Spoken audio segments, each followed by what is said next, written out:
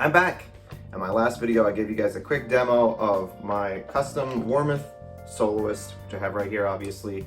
And I didn't really get a chance to do much besides show you the unboxing and give the basic specs. But I'm finally sitting down now to tell you the entire story of this guitar build, all the twists and turns and everything that got me to holding this in my hands right now. So I first heard about Warmoth, I don't remember where I first heard about Warmoth. It was over 10 years ago, and I logged onto their website and I saw that they have this really cool guitar builder where you can kind of mock up your specs and actually see a visualization of what you're going to get, which is really fun. Even if you're not considering getting a Warmoth, I'd recommend trying it out. I think they recently upgraded it so you can see your neck as it's put together as well, which is really cool. And I rigged up a guitar that was actually quite similar to the one that I actually wound up getting like 10 years ago. I rigged it up on the website, and I didn't really have the money for it or anything then, but that was always kind of like, that's something I really want to do because it's custom. You can get exactly what you want, at least relative to the options that they offer, but they do offer quite a lot of options. And fast forward to, I want to say this was around January actually of 2020, and I did have the money to go for it, and I hadn't bought a new guitar since I guess a year before that. I try and keep it to one a year. It's, you know, very tempting to keep buying guitars when you're like me, which I'm sure a lot of you guys probably are, you know, obsessed with getting new gear. So anyway, I went back on the site, and this time I decided to take a more serious look at everything, because I wanted to make sure that anything I'm going to order is going to work properly. It's going to be exactly what I wanted.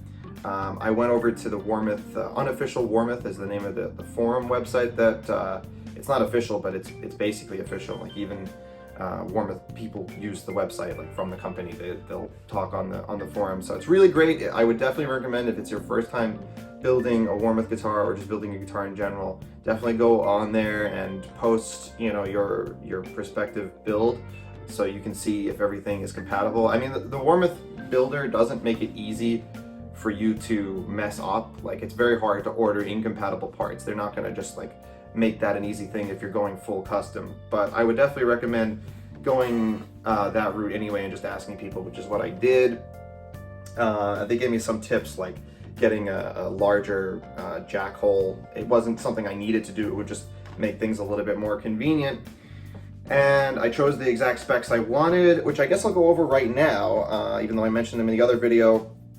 So the first thing, I've talked about this in other videos, but color, like finish, is really important to me.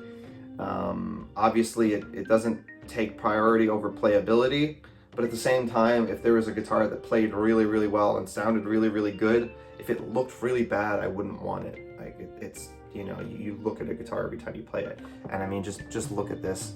I'll probably put some pictures on the screen for you as well, but I saw a video of a guitar player named Al Joseph, I believe that's his name.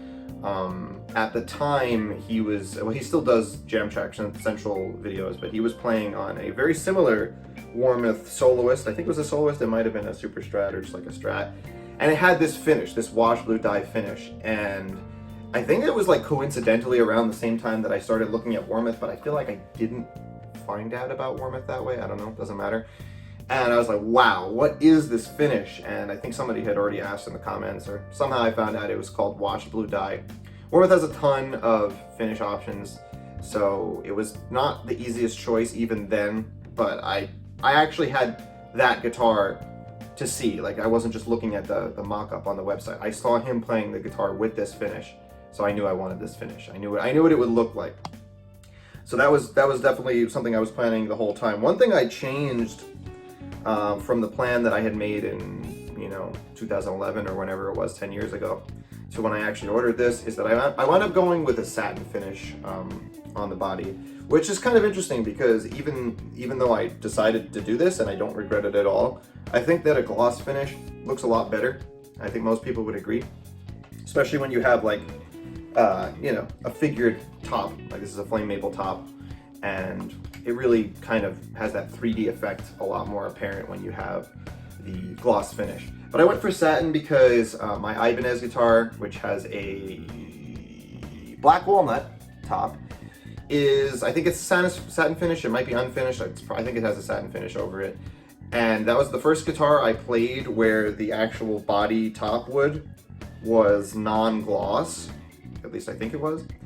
And I suddenly realized when switching back to any of my other guitars how my arm is just sticking to, especially if I'm, if I'm wearing like a t-shirt without my sleeves covering it, I'm just like sticking, and it just feels like you're making fingerprints and you have the desire to just clean it every 5 seconds. I don't care for that experience. So I really came to love the feeling of just this matte top on a guitar. So it was worth the sacrifice for me to have the guitar look a little bit more bland. I mean, some people probably prefer the look of satin finish even on a flame maple top. It has a unique aesthetic as well, which I definitely like, but I think a gloss top would look better. But yeah, for feel wise, satin is absolutely the way to go.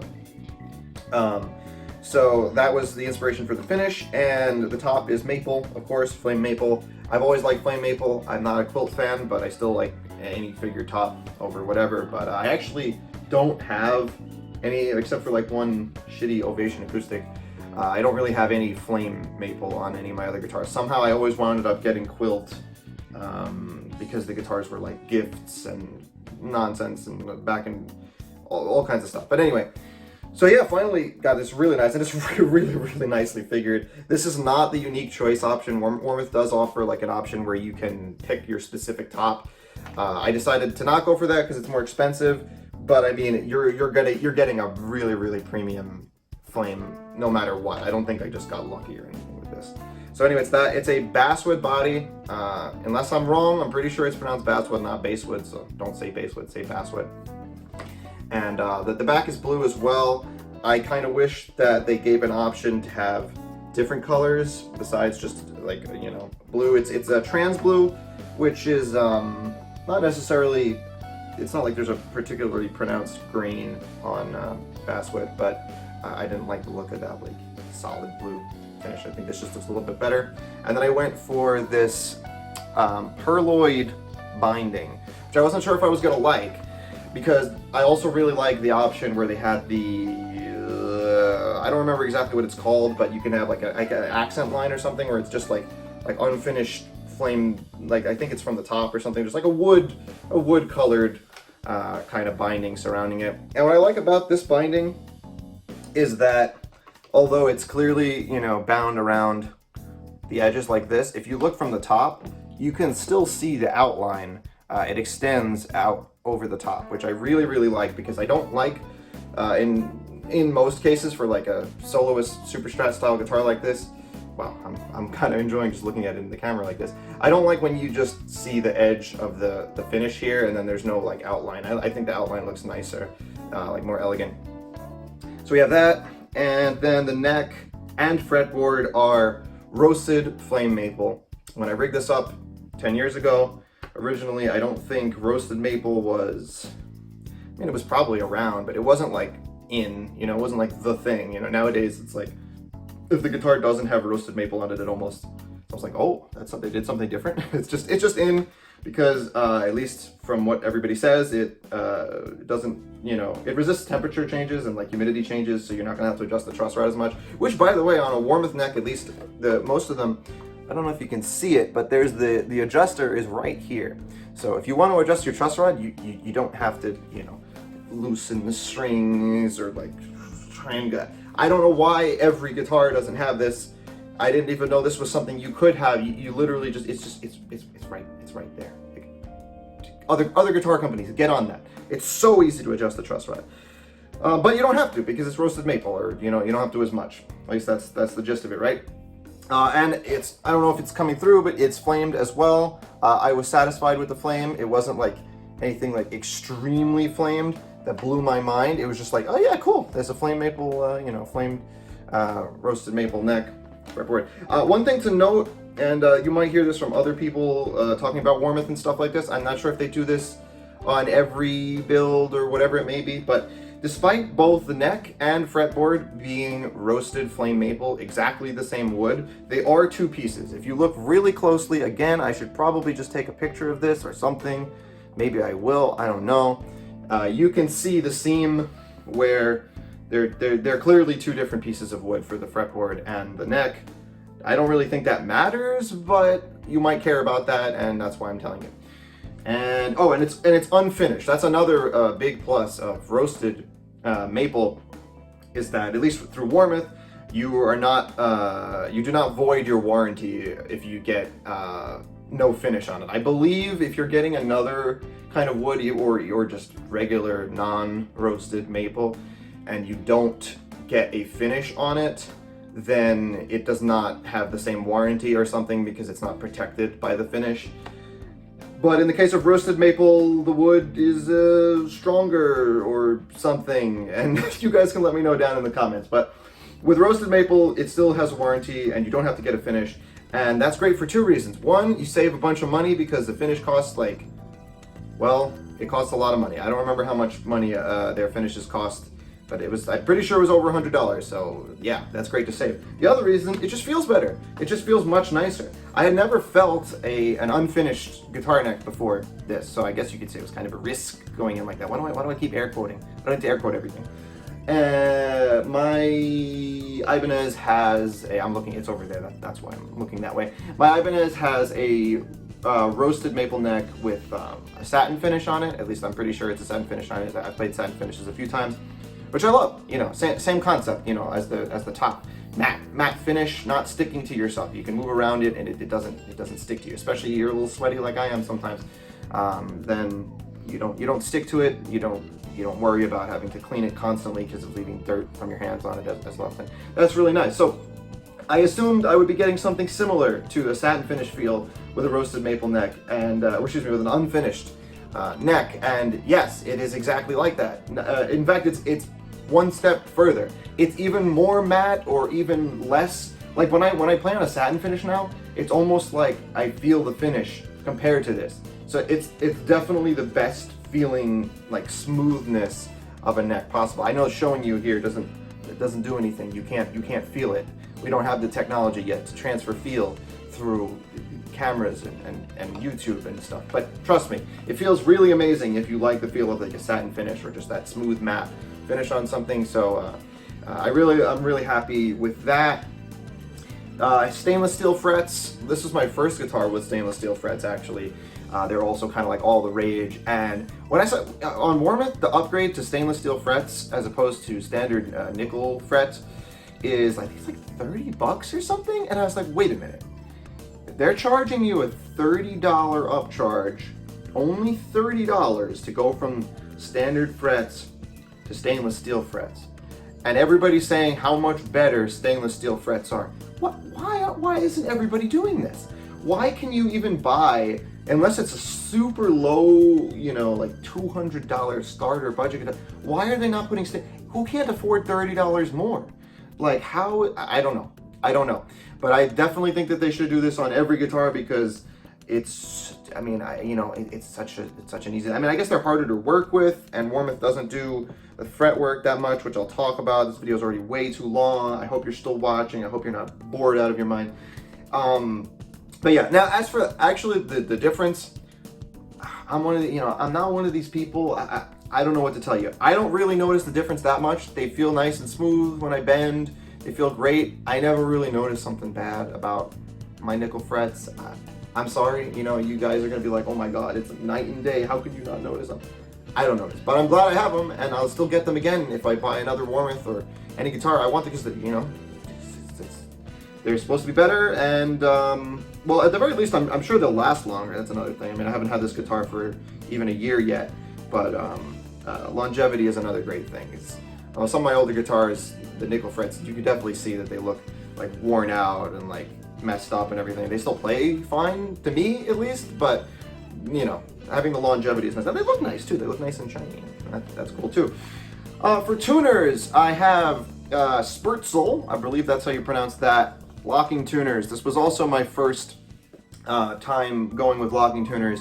You don't need a string tree because they are graduated, so the heights of the tuning machines, or the place where the string goes in, the heads, I guess you call it, it has an incline to it. So even though the headstock is completely straight, it doesn't really like angle down like some headstocks do, or actually I would say most headstocks, except for on Strats, do. The tuners take care of that for you. So there's an additional thing that you've probably noticed by now is that I'm not using a locking nut, but I do have a locking tremolo. And I guess let's move down to the body and the things we've got going on here to start talking about that.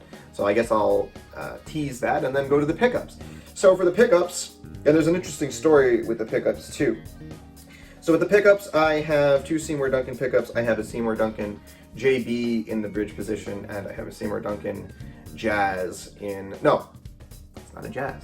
The Seymour Duncan 59 in the neck position. And to be honest with you, I've never played on either pickup before choosing them. So I did a lot of research. I'm like, what are good pickups? You know, Google that or something. And I just wanted a pickup that is decently high output so I can, you know, play heavy stuff when I want to play heavy stuff, but a pickup that's pretty versatile and can, you know, handle a lot of different kinds of styles, because when I play with a lot of gain for the most part, but I like to, you know, play jazz lines and blues lines and licks and stuff in here. So I want pickups that could handle fusion without demanding anything crazy of them. Just a pickup that's not really going to steer my guitar too far into one direction, pretty much. And from what I read, I mean, the JB, in this case it's the JB Trembucker for the spacing of the bridge, of course, is pretty much like the textbook great bridge humbucker, you know. You've probably heard about it, whether you know everything about pickups or nothing. So I was like, okay, well, that sounds like a good place to go. Plus, Seymour Duncan has this little thing where if you don't like their pickups, you can swap them out, like exchange them with no additional charge, I think, for a different pickup. Obviously, you have to pay the difference in money if the pickup was a different amount or something, but I had that in mind. I haven't swapped them. I love them. And then the 59, I was reading about, like, the JB is typically paired with either a Jazz or a 59, and people's description of the 59 described it as a pickup that is versatile, doesn't get too muddy, you know, when you're playing in the neck position. And that's kind of what I wanted, because other neck pickups I've played on, sometimes they only sound good if you're like all the way up here, and if you're trying to like play anything over here, then they sound too mudded up or whatever. I'm not usually playing down here with the neck pickup anyway, but I don't want to sacrifice the opportunity to do so. Another thing, I had the plan to coil split both pickups, not coil tap. People say that, it's wrong. It's coil split. You're splitting the coils. And I was also researching, like, for one thing, can you do that with these pickups? And two, do they work well for it? And yes, you can in both cases. You need a 4-conductor pickup to do that. The JB is, as far as I know, always a 4-conductor pickup. The 59 comes in a 1-conductor and a 4-conductor, and I had to get the 4-conductor. Keep in mind, if you want to split your pickups, you will need a 4-conductor pickup, as far as I know, and it's also more expensive in the case of the 59 to get the 4-conductor as opposed to the 1-conductor, so that's very relevant, and that was something I didn't know before I built this, and I had to research and learn. Anyway, then we have, a gold original Floyd Rose tremolo. I shelled out and went for the expensive option of just getting original Floyd because I love Floyd Roses, and they sold it on right through Warmoth, and when you buy the bridge through Warmoth, they have the option of installing the studs for you. And this was my first time building a guitar, so yeah, I didn't want to do things that I hadn't done any of it before for the most part. I mean, I've taken apart some of my other guitars, but I didn't know how to install the studs, and one less thing to learn how to do. I was like, I want a Floyd Rose anyway, so I went for that option. So they installed the studs for me. 3-way switch. I'll talk about my wiring when I talk about my wiring.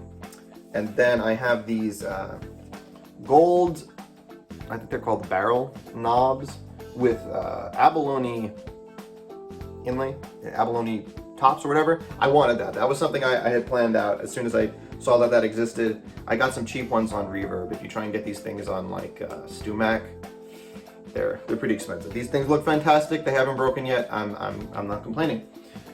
Is there anything else to talk about from the general look of it? I got a tremolo. This is my first time using that, which is pretty cool. Totally ignore the dents in the body that I got from being an idiot when installing the springs. And yeah, now let's talk about the rest of the story of it. So it only took me like an hour to get to this point. Anyway, so I ordered it back in January. I ordered almost everything, but there were some things that I had to order from other websites, so I decided to like wait to order those, I guess.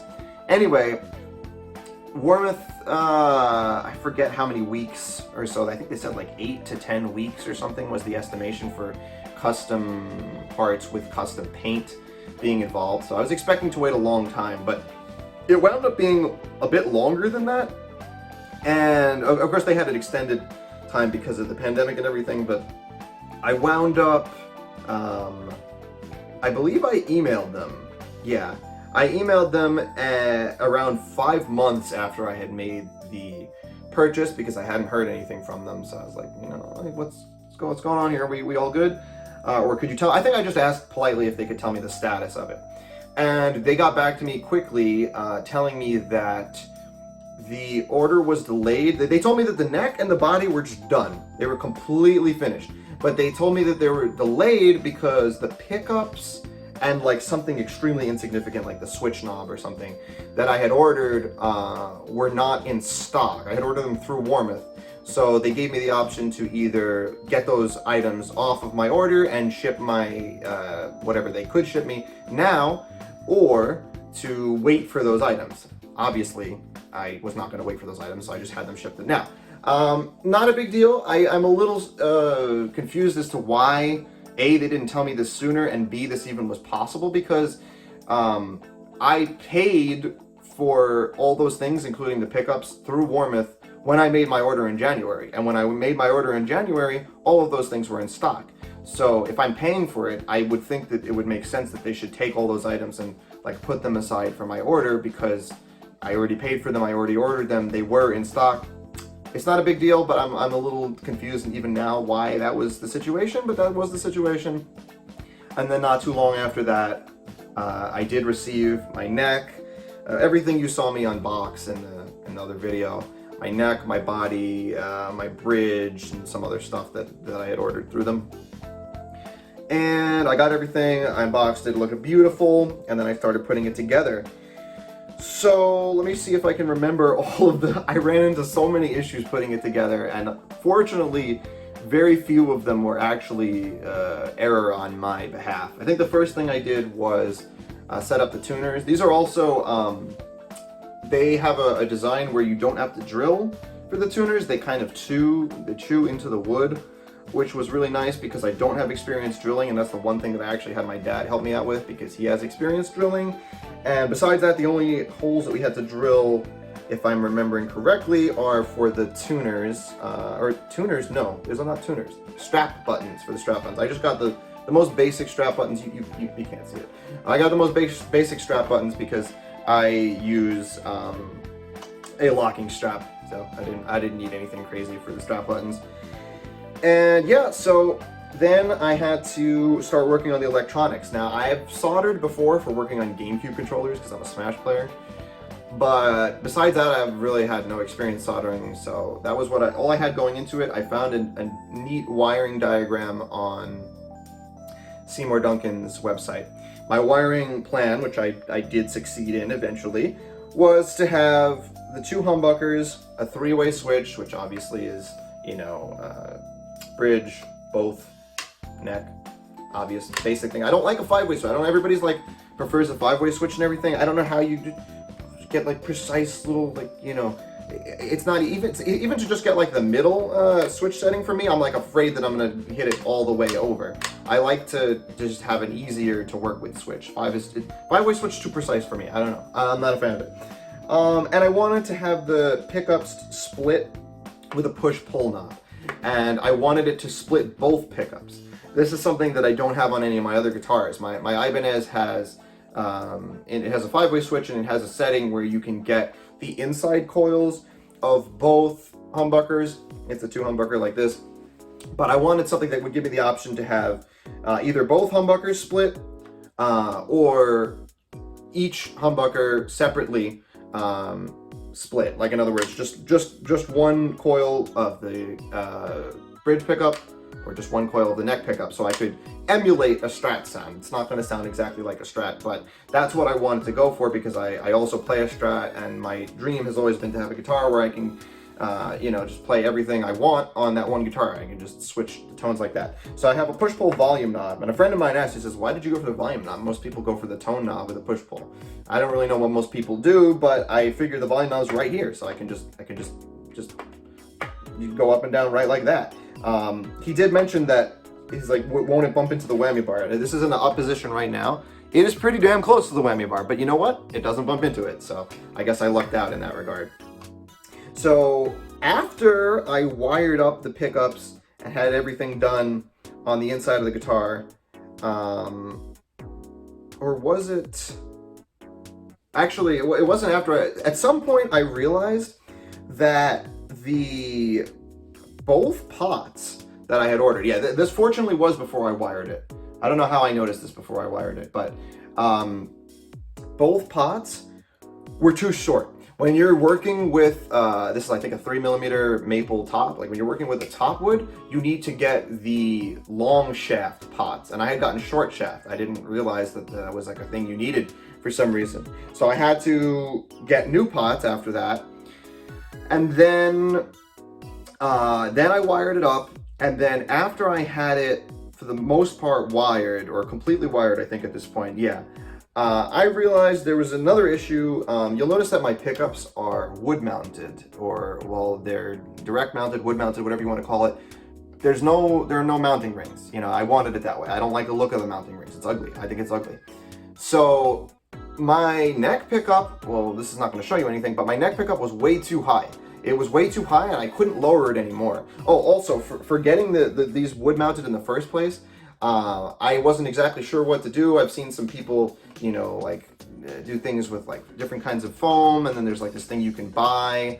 I actually went kind of a silly route, and I found these sets of really tiny screws on Amazon, and it was hard to find a set that was both tiny enough to fit through the hole in the pickup, but also long enough to be able to go deep enough into the wood to give me the position I need. And then I just cut up the little stock foam that the pickups come with.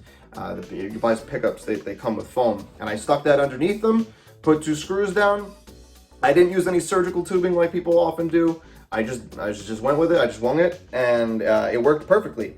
But yes, I ran into this issue where my neck pickup was sitting way too high.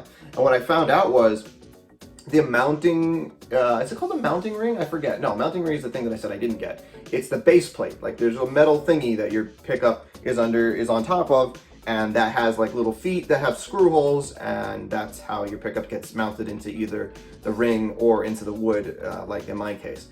And for whatever reason, the base plate that the 59 comes with has much longer legs, or like lower feet, than the one that the JB came with. And because of that, I could not lower the height of the pickup to anywhere near what it would need to be in order to be like functioning. Like the strings, it wouldn't have worked. So I was like, do I like route out the body so I can get it lower or something? I went on the Warmoth forums, and somebody told me that it's actually pretty easy to replace the base plate that the pickup is on. And so I started looking to that. I found a base plate with the shorter legs that fit my pole spacing. If you're ever doing that, you have to make sure that they match the pole spacing of your pickup, because the screws that go into your pickup to connect it to that metal base plate have to match with the poles on your pickup. So I made sure to get that right. And then the other thing is that your pickup has a wire that is also a ground wire that's also soldered onto that base plate, which I had to desolder. The interesting thing though is that when I had done this, as I said, I already had wired my guitar.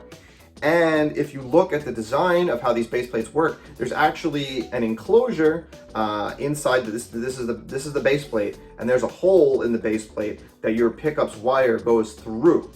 and that wire was going through inside my guitar and was already wired and soldered up to all the electronics and the pots, which meant that if I wanted to take off the base plate from the original base plate that was not compatible, I would have had to completely unwire the neck pickup, but I didn't want to do that. So what I did was I asked my dad if he had any tools that might be good for this. He gave me, I think it was called a hacksaw. So I actually sawed through both the new and old base plate for the humbucker, so that way I could just kind of release the wire, because the wire was completely surrounded by metals, but there was like a thin area that I cut through and just removed that metal, so I could just slide the wire right out. It doesn't really need to be held in there too close, so it's not like this was sacrificing anything. And then I did the same for the new base plate, put it in, it was the right height. I screwed everything together. Oh, another thing, this was my first time like taking apart a pickup, like the tape around the pickup.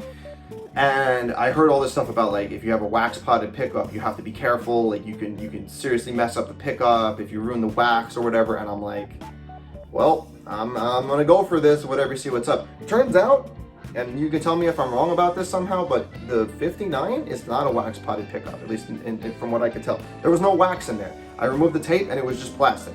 It was just a pickup. So I remember reading a little bit more about it at the time. I think I understood it better at the time, but all I knew was like, bet, I don't have to deal with any kind of wax and ruin my pickup. Sounds good. So I got the new base plate, put it on, screwed it on, put it together. Everything worked perfectly. I tested the pickups. Everything worked out perfectly with the wiring. So that was fantastic. And now I guess we could talk about the bridge situation. So I wanted to go for a Floyd Rose without a locking nut for a few reasons. I kind of inspired, as a lot of people would be, by Guthrie Govan, because he plays with the kind of retro style Floyd Rose, which is still a locking tremolo system at the bridge, and he doesn't use a locking nut. And I looked at a couple of other people who had done similar things, and they were going crazy on the whammy bar and their guitar wasn't going out of tune, because if you have locking tuners and a locking bridge, then you don't really need the locking nut to keep it in tune, because it locks in both places. That's what you need, is to reduce that friction, reduce the chances of the string getting caught somewhere, so that way it returns the pitch the way it's supposed to. So with that, I went with the Graphtec Tusk, T-U-S-Q, Tusk nut, because that is a self-lubricating nut, and it says it's good for tremolos, so I figured that would be better, even better to keep it in better tune. And the only issue is that when I first got it, it was not keeping tune well at all. Forget the Floyd Rose, even just bending and stuff, it was going out of tune constantly. And I came to the conclusion that it was probably because the nut slots weren't, broken in, or they weren't completely filed or whatever. So then, again, I went to the forums, and a nice guy hooked me up with a very cheap file that you can get on Amazon that you can use to just gently widen the nut slots. I don't want them to be any deeper, I want them to be wider, because the concept is that when I bend or use the whammy bar, the string is kind of getting stuck on part of the walls of the nut slot, and then that's getting it to be stuck and change the pitch. So I've widened the nut slots a bit. I was very careful and gentle with this, because it's much easier to take away material than it is to restore material somehow. And I've gotten the guitar to a position where it keeps tune very well. It doesn't really go out too often, but I do think it still needs a little bit more work on there that I haven't done. Like, if you go for like a really deep dive bomb, the strings will come back pretty sharp. Some of them will. But I don't see that being an issue with the combination of the Floyd Rose and the locking tuners. I'm pretty sure it's just that the nut needs to be widened a little bit, the slots need to be widened a little bit more, and it's something that doesn't really affect the way I play most of the time, so I haven't bothered to go with it. But I still think that if you want to go for a guitar with a locking tremolo, locking tuners, and no locking nut, I think you'll be fine. You just have to make sure the nut is properly filed. And yeah, beyond that, I've been loving everything about this guitar. The pickups sound fantastic. I love that I can split them and get pretty much every tone that I want from them. I don't use the tremolo all too often, but the fact that I can, just tighten that one screw, which is abnormally tight that you need to make it. I don't know if there's something wrong with it, but it works. And you can just drop the it without the strings going all out, because it's a, it's a floating trem, so you can block the trem that way. There's abalone dots. I didn't say that before. Those are cool. And I'm really, really happy with it. The total price was probably around $2,000 if you count all of the hardware and everything, but the stuff that I bought from Warmoth alone was like $1,700 or whatever. So it's pretty expensive, but this is also a pretty premium instrument with all the stuff you're getting. Oh, another thing that's very important that I should have mentioned though. They don't, I said this before briefly, they don't do much fretwork on their guitars. I've heard some people say that they get their Warmoths and they're just the necks and they're flying right out of the box. For me, it wasn't the case. I was on the 14th fret, I think. If I tried to play notes or especially bend, they were just dead. And that's one thing I don't really have experience doing is like filing or hammering frets, and it seems like a pretty precarious thing to do. So I did take it to a local tech to work on for me, and he was able to solve that problem, fortunately. So that resolved that issue. But again, you know, that might be unsatisfactory, but it's certainly something that Warmoth makes very clear when you're purchasing from them, is that they do not do fretwork on their instruments, and that is something that you will have to do yourself if it's needed. You know, perhaps the frets will just turn out perfectly. I also got their largest fret size. It was like something jumbo. Somebody on the forum said that it would be the most similar to my Ibanez, which is the feeling I was aiming to match. I also went for, and another reason I forgot to mention why I went for the lack of a locking nut is because I wanted to match my Ibanez's 16-inch radius. I really like the feel of like a really flat neck like that. Warmoth typically gives you compound radius options, which sounds pretty cool. I've never tried it. Like it's more round over here and then more flat as you go down the neck or up the neck. But I just wanted to go with what I already knew that I liked, so I went with a 16-inch radius. And when you go for a 16-inch radius or many straight radiuses on Warmoth, you cannot choose a locking nut slot option on there, because the locking nut, if you buy it like stock, has a different radius. I think it's like a 10-inch or 12-inch radius, the nut itself. And for that reason, they don't give you the option. So that was another reason why I was like, well, let's just go for this. Let's try something out. And even though I've had the tuning issues and the nut filing stuff, I'm glad I went with that. I also just remembered as well, I had to get, I forget the term, but I had to get the little things to raise specific saddles on the bridge, because the Floyd Rose comes, again, I forget the exact radius. There's like shims, that's what they're called. The Floyd Rose comes with a shim that shims the bridge. I think it's like 10-inch, a 10-inch radius. And if you remove that shim, it goes to a 12-inch radius. But that's still far too round for my 16-inch neck radius. So I had to get some shims to put under the saddles, which was not the hardest thing to do. So I did that and then got that all set up. And yeah, I think that's pretty much it. That's the story. I play this guitar pretty much every day. I love it more and more. It sounds great. It plays fantastically. I guess if I was to say any complaints, if you're going for a 24 fret, you know, shreddy kind of style guitar on Warmoth, even with the contoured heel that they option that they offer, you're not getting great access up here. There's a big chunky block. You know, when you're trying to go to the higher frets, that's just the nature of what it is. They're supposed to be compatible with Strat necks and Strat replacements and stuff like that. Maybe someday they will come out with another option that makes it, you know, a better joint for upper fret access. It doesn't bother me that much, but it is definitely something to note if you want to go for like a shreddier style guitar through Warmoth. And yeah, that's it for this video. If you actually stuck around this long and listened to everything I had to say, I really appreciate it. I hope you enjoyed it. As for my next video, you know, I don't upload that often on this channel. I would like to upload more, but what I am planning on is getting a Strandberg. I'm not sure if I'm actually going to do that, but I'm really interested in checking out some Strandbergs and potentially getting one for my next guitar.